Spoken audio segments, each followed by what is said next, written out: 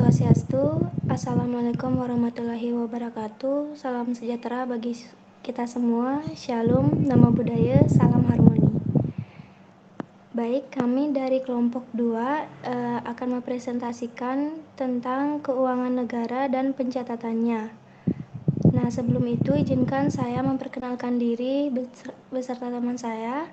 Perkenalkan, nama saya Pamela Karmiani dengan NIM 4 digit belakang 1097.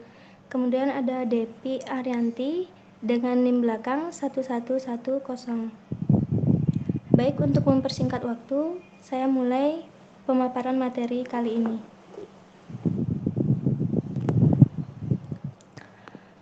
Baik, materi pertama dijelaskan oleh saya sendiri. Di slide sudah ditampilkan tentang pengertian keuangan negara. Bisa dilihat, menurut Suparmoko, keuangan negara adalah bagian dari ilmu ekonomi yang mempelajari tentang kegiatan-kegiatan pemerintahan dalam bidang-bidang ekonomi, terutama mengenai penerimaan dan pengeluarannya, beserta pengaruh-pengaruhnya di dalam perekonomian tersebut. Nah, yang dimaksud dengan pengaruh-pengaruh tersebut, misalnya adalah pertumbuhan ekonomi, stabilitas harga, distribusi penghasilan yang lebih merata, penciptaan kesempatan kerja, dan lain-lainnya. Next. Selanjutnya ada hak dan kewajiban negara. Nah, hak negara yang dapat dinilai dengan uang antara lain, yang pertama ada hak yang dapat dipaksakan untuk menarik uang atau barang. Contohnya, penarikan dana ini adalah pajak, bea, cukai, retribusi, iuran, dan sebagainya. Kemudian yang kedua ada hak monopoli pencetakan uang. Ketiga ada hak untuk menarik pinjaman dari masyarakat. Nah, pinjaman itu dapat juga dalam bentuk paksaan, misalnya dengan sanering atau pemotongan nilai, uang atau revaluasi atau penurunan nilai atau mata uang. Kemudian yang keempat ada hak menguasai wilayah. Hak menguasai wilayah ini meliputi wilayah darat, laut, dan udara, serta segala kekayaan yang terkandung di dalamnya. Kemudian ada kewajiban negara. Kewajiban-kewajiban negara yang dapat dinilai dengan uang antara lain adalah: yang pertama ada kewajiban menyediakan barang dan jasa untuk kepentingan umum. Nah, barang dan jasa yang harus disediakan misalnya menyediakan pertahanan dan keamanan, pembuatan dan pemeliharaan jaringan transportasi publik, misalnya jalan raya, jembatan, pelabuhan, bandar udara. Selanjutnya ada penyediaan jasa pendidikan, terutama pendidikan dasar, termasuk pembangunan gedung sekolah, penyediaan peralatan, penyediaan guru. Yang kedua ada kewajiban membayar tagihan dari pihak-pihak yang melakukan sesuai untuk pemerintah atau mengikat perjanjian tertentu dengan pemerintah. Nah, misalnya pembelian barang dan jasa untuk kepentingan pemerintah. Dalam hal ini berlaku hubungan jual beli biasa antara pemerintah dengan warga negara. Jadi tidak setiap kepentingan atau keperluan pemerintah dapat disediakan dengan cuma-cuma atau gratis. Meskipun pemerintah dapat saja menyatakan bahwa keperluan tersebut adalah demi kepentingan umum. Next. Nah, selanjutnya ada asas-asas umum pengelolaan keuangan negara. Di sini ada 4 asas. Yang pertama, asas tahunan. Asas tahunan artinya membatasi masa berlakunya atau periode anggaran untuk suatu tahun tertentu, mulai dari 1 Januari sampai 31 Desember. Yang kedua ada asas universalitas. Asas universalitas mengharuskan agar setiap transaksi keuangan ditampilkan secara utuh dalam dokumen anggaran. Yang ketiga ada asas spesialitas. Asas spesialitas ini mewajibkan agar kredit anggaran yang disediakan terinci secara jelas peruntukannya. Dan yang keempat ada asas kesatuan. Nah, asas kesatuan ini menghendaki agar semua pendapatan dan belanja negara atau daerah disajikan dalam satu dokumen anggaran. Selanjutnya ada penguasa keuangan negara. Nah, berdasarkan Undang-Undang Keuangan Negara, kekuasaan atas pengelolaan keuangan negara dapat dibedakan sebagai berikut. Yang pertama ada presiden. Presiden ini adalah pemegang kekuasaan umum pengelolaan keuangan negara sebagai bagian dari kekuasaan pemerintah. Sebagian dari kekuasaan tersebut didelegasikan kepada Menteri Keuangan dan para menteri dan ketua lembaga sebagai para pembantu presiden. Yang kedua ada Menteri Keuangan. Menteri Keuangan ini adalah pengelola fiskal dan wakil pemerintah dalam kepemilikan kekayaan negara yang dipisahkan, sebagai pembantu presiden di bidang keuangan.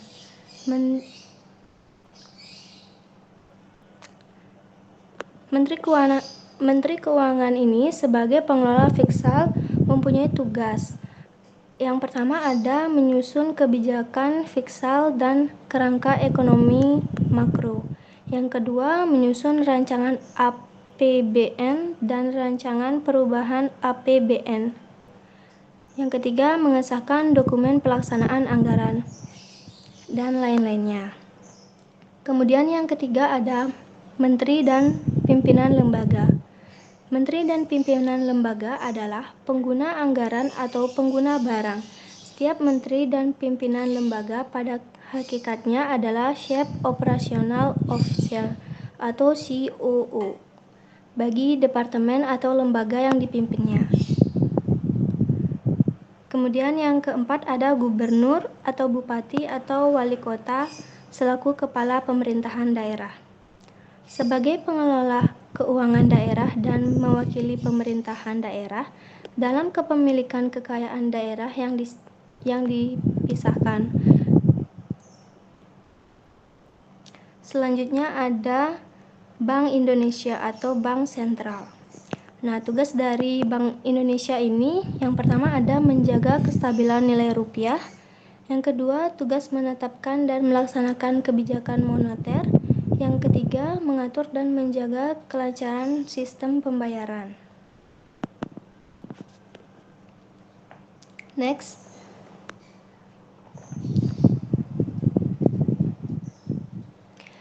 Nah, sekarang masuk ke materi standar akuntansi pemerintahan basis kas menuju berbasis akrual. Nah, dapat dilihat di slide pengertian dari SAP basis kas menuju berbasis aktual. SAP berbasis kas menuju aktual adalah SAP yang mengakui pendapatan, belanja, dan pembiayaan berbasis kas, serta mengakui aset, utang, dan ekuitas dana berbasis akrual. Basis kas menuju akrual ini melakukan pencatatan dengan cara menggunakan basis kas pada periode pelaksanaan anggaran atau yaitu pendapatan diakui pada saat kas diterima ke kas negara dan belanja diakui pada saat kas dikeluarkan dari kas negara. Basis kas untuk pendapatan dan pembelanjaan yang dilakukan pada periode anggaran akan menghasilkan penyusutan laporan realisasi anggaran atau LRA dan laporan arus kas atau LAK. Sedangkan pencatatan pada akhir periode dengan jurnal kolorari akan diperoleh neraca. Kemudian ada pengertian SAP berbasis akrual.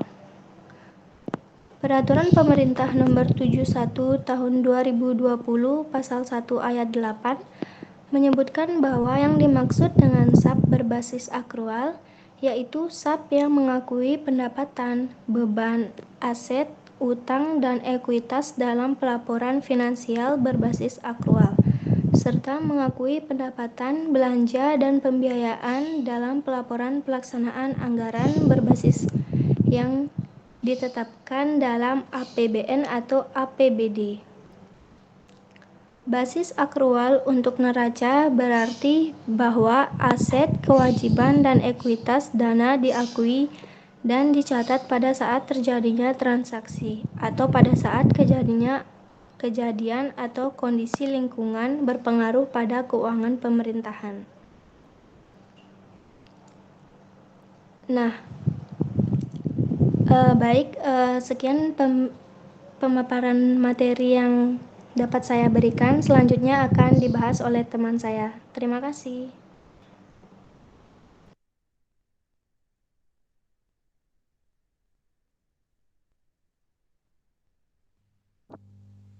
Baik, terima kasih atas waktunya. Di sini saya akan melanjutkan pemaparan materi dari teman saya, yaitu mengenai kelebihan dan kekurangan akuntansi berbasis akrual. Nah, di slide sudah terdapat yang pertama yaitu kelebihan akuntansi berbasis akrual.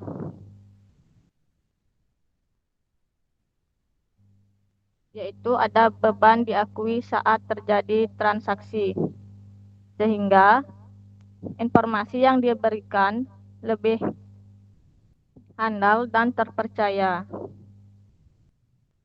Yang kedua yaitu pendapatan diakui saat terjadi transaksi, sehingga informasi yang diberikan lebih handal dan terpercaya walaupun kas belum diterima.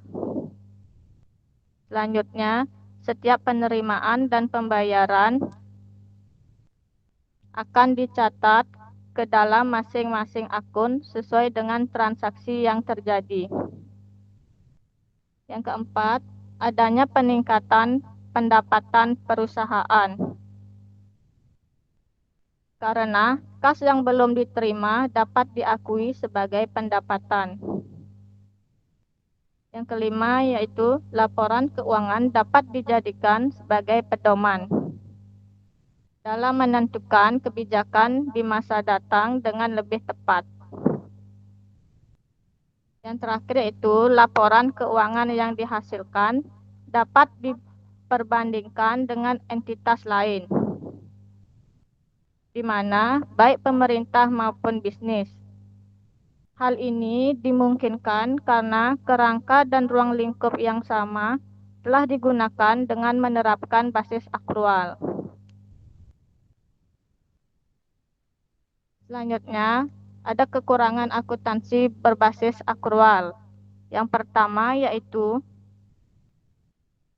biaya yang belum dibayarkan secara kas akan dicatat efektif sebagai biaya, sehingga dapat mengurangi pendapatan. Yang kedua yaitu adanya resiko pendapatan yang tak tertagih, sehingga dapat mengurangi pendapatan. Dan yang terakhir yaitu tidak ada perkiraan yang tepat kapan kas yang belum dibayarkan oleh pihak lain dapat diterima.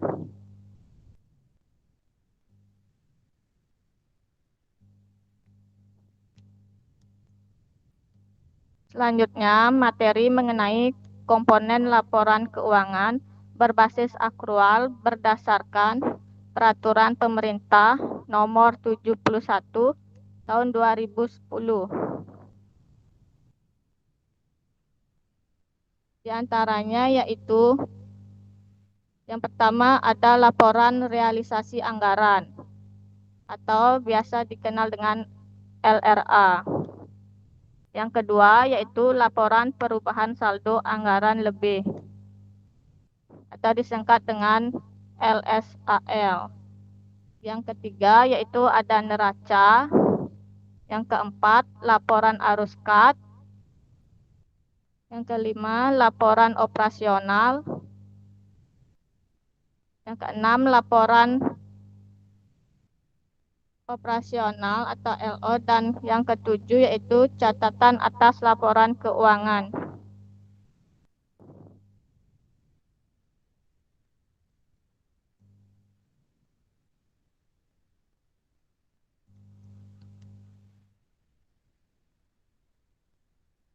Nah, di slide sudah terdapat itu perbandingan peraturan pemerintah nomor 24 tahun 2005 dengan peraturan pemerintah nomor 71 tahun 2010,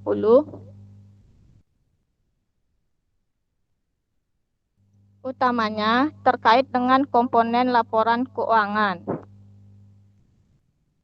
Nah, di mana pada peraturan pemerintah nomor 24 tahun 2005 berbasis kas menuju akrual, yaitu terdapat laporan realisasi anggaran atau LRA, yang kedua ada neraca, yang ketiga ada laporan arus kas, dan yang keempat ada catatan atas laporan keuangan. Sedangkan pada peraturan pemerintah nomor 71 tahun 2010 basis akrual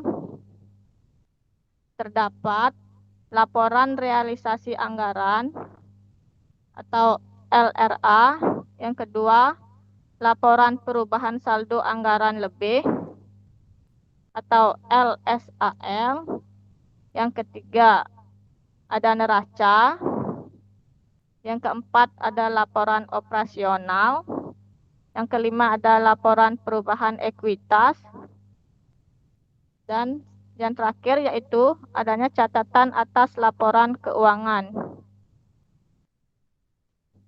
Jadi dapat disimpulkan bahwa peraturan pemerintah nomor 71 tahun 2010 yang berbasis akrual komponennya lebih banyak.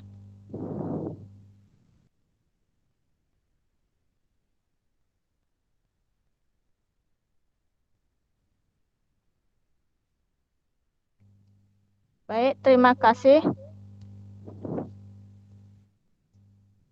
atas waktunya. Saya kembalikan ke moderator.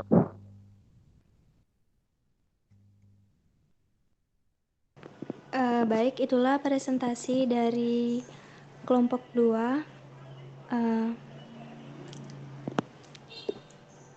Saya tutup presentasi kali ini dengan Parama Santi, Om Santi Santi Santi Om. Assalamualaikum warahmatullahi wabarakatuh. Terima kasih.